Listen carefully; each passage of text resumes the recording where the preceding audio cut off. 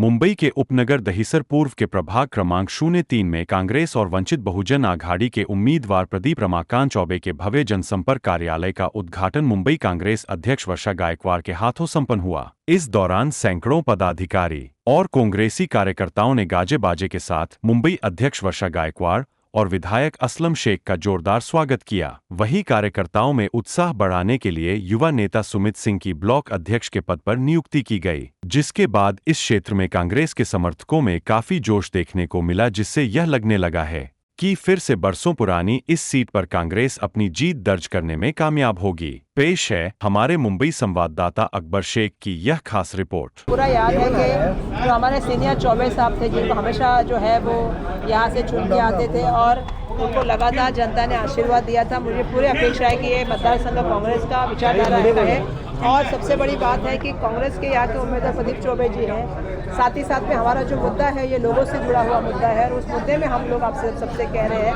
कि केतकी पाड़ा को लोगों से हमारा ये वादा रहा, हमारा ये कमिटमेंट रहा कि उनको हम यहाँ से पालकर जाने नहीं देंगे। हम उनको यही बसाएंगे, उनकी लड़ाई लड़ने का काम करेंगे। कांग्रेस पार्टी मुद्दों पे लड़ रही है, जैसे पानी का मुद्दा है, जैसे स्कूल का मुद्दा है, जैसे आपको पता है कि घने कचरे का मुद्दा है, प्रदूषण का मुद्दा है। इन सभी मुद्दों के ऊपर कांग्रेस पार्टी लड़ रही है। मुंबई शहर में कांग्रेस पार्टी ही ऐसी पार्टी है जो मुद्दों की बात कर रही है। बाकी जो बात कर रहे हैं उनमें ना तो मुद्दे हैं ना उनकी बुद्धि है। वो बात जो है मुद्दे से भटका के कर रहे हैं। वो चुनाव जो है सिर्फ जातिवाद पे, भाषावाद पे करना चाहते हैं। कांग्रेस पार्टी जो है ना सड़क के ऊपर जो ट्रैफिक है उसके ऊपर, पोल्यूशन के ऊपर, हॉकर्स के ऊपर, फुटपाथ के ऊपर, मुंबई शहर में 10 से 15 हज़ार ऐसी गाड़ियाँ खड़ी जो यूज़ ही नहीं हो रही उसके ऊपर, महानगर पालिका के अंदर स्कूलें बंद कर रही, टीचर्स की भर्ती नहीं हो रही उसके ऊपर, इन सब मुद्दों पे चुनाव लड़ रही है और इन सब मुद्दों पे ही बात करेगी। वो हरा साहब, काला साहब, ममदानी, ये वो, अदानी वदानी, कोई मतलब नहीं है। जितनी जगह मुंबई शहर में आपने बड़े बड़े उद्योगपतियों को दिया गया है, कांग्रेस का महापौर होगा तो सारी जगह लेके मुंबई के जनता के लिए उसको उपयोग करने लिया किया जाएगा। लेकिन इस बार वो माहौल नहीं है क्योंकि यहाँ 3 नंबर की जनता खुद चुनाव लड़ रही है।